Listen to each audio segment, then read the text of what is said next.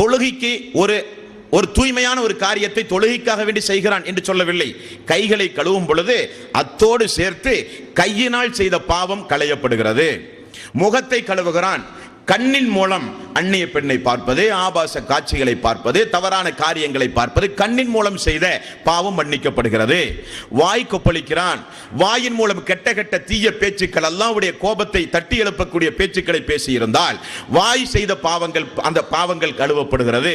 ஒலுவின் மூலம் கைகள், கால்கள், முகம், வாய் பாவம் மன்னிக்கப்படுகிறது. மனிதன் இதை கொண்டுதானே பாவம் செய்கிறான்.